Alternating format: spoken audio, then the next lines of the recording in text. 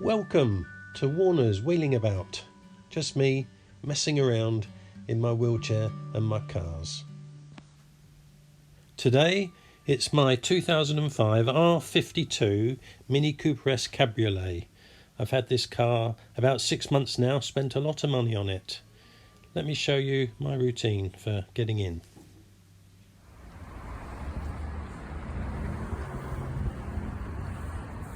Okay, so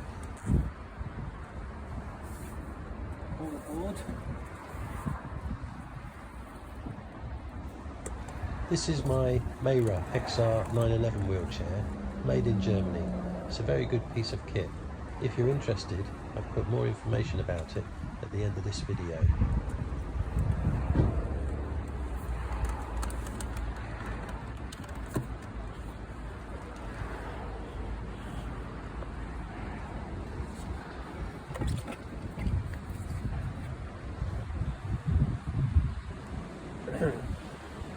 The Mini actually is surprisingly good for me because the doors are quite high, which means there's plenty of headroom when I'm getting in and out of the car.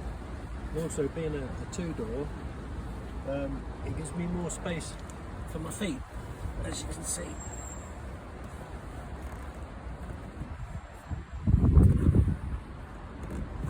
Not too shabby, eh?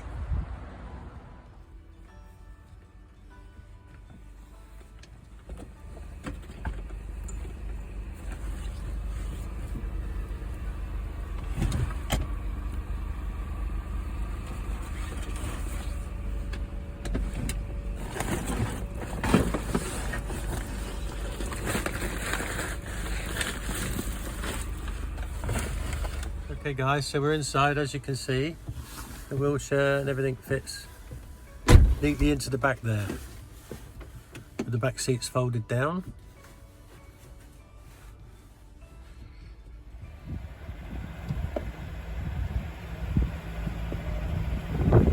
As I said previously, getting in and out of the Mini is surprisingly easy.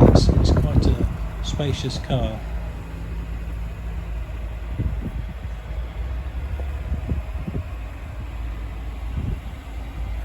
Just stretch my legs a bit, get the back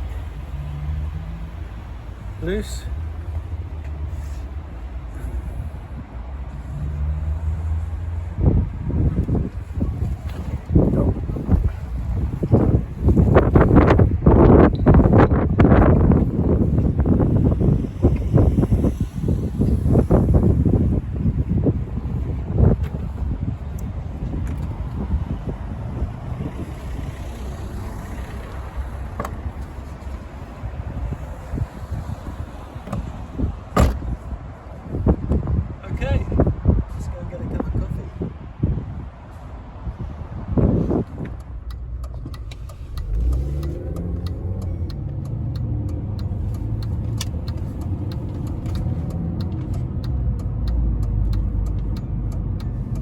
We're leaving Scunthorpe and we're heading back to our village near Lincoln.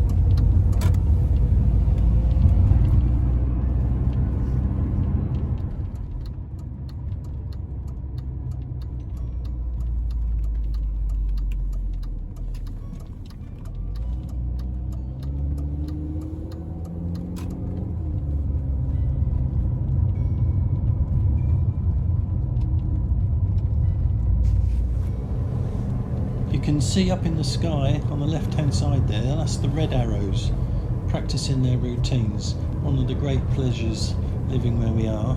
It's a bit too cold today to put the roof down, but in the summer get a fantastic view.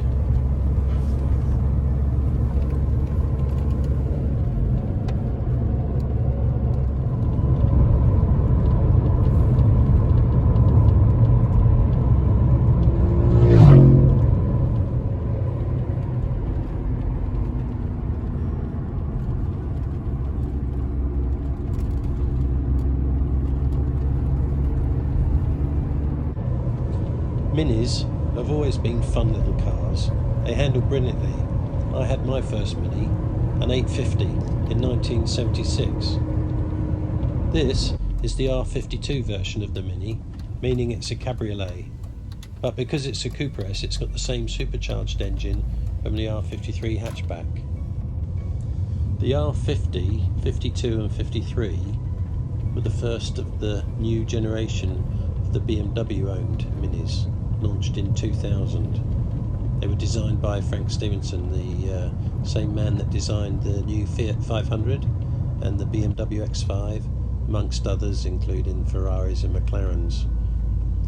This supercharged version has become an iconic car in its own way, and I bought it believing that we could possibly have a year or two driving it around and it would hold its value and maybe even increase in price.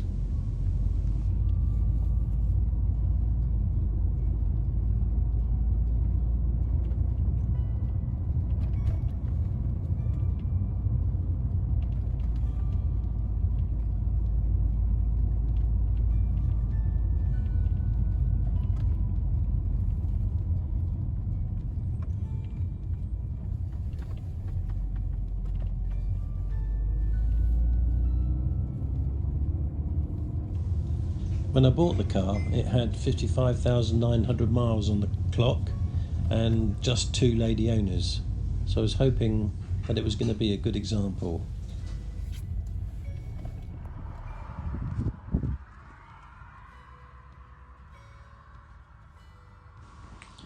However, it only took a couple of weeks to find out that I was completely wrong about that. We had a lot of overheating problems. We had to call out the RAC, who diagnosed that it was in fact the head gasket that had blown. What followed was the complete rebuilding of the engine. The cylinder head had to be skimmed and all new gaskets. The bottom end had gone as well, so the crankshaft had to be reground and new bearings fitted. A new radiator, a new steering pump were also needed, plus I had new brakes fitted to the rear as well. Apart from the engine, the car was in good condition. The bodywork had no signs of rust anywhere and the leather interior was excellent. And it's a high-spec car as well, and being an automatic Cooper S convertible, quite rare, so I thought the work was worth doing. It took about 8 weeks to get all that work done. When we got the car back, it was excellent and we really enjoyed driving it in the summer. I decided I wanted to jazz the car up a bit, and I bought some Cooper S side stripes, and I asked my son Sam if he would fit them for me. My grandsons absolutely love riding in the back of the car.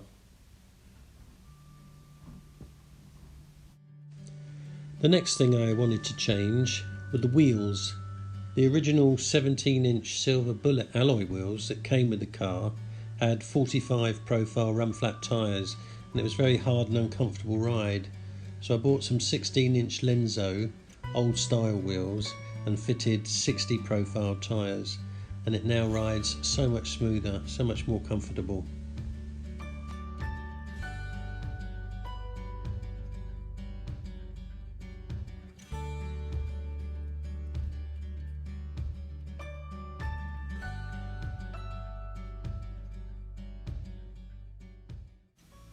I had the roof cleaned and waterproofed and got the cover on it now, put it away for the winter. This cover is actually made for an Austin 1300, believe it or not.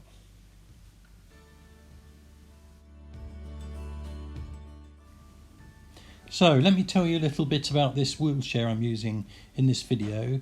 It's the Mayra XR 911. I bought it in Bangkok in Thailand. I was told it was called the 911 because it actually fits into a Porsche 911. It's a folding wheelchair, it's not a rigid frame, and it's not custom built. It's fully adjustable, so you can adjust the foot plates, the calf supports, the mud guards. The wheels are detachable. My wheels that I've got on this chair are carbon fibre and very light, but the actual wheelchair itself isn't so light. but it is convenient. It can fold up and fit into a small space.